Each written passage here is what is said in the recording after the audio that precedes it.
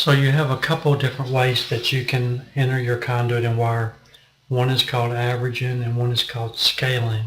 And then there's a third one that's a hybrid, which you scale some and average some.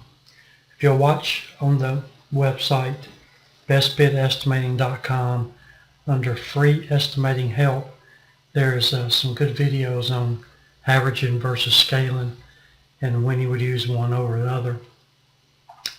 In this example, we're going to actually scale the light fixtures, or we've already scaled light fixtures with our takeoff module.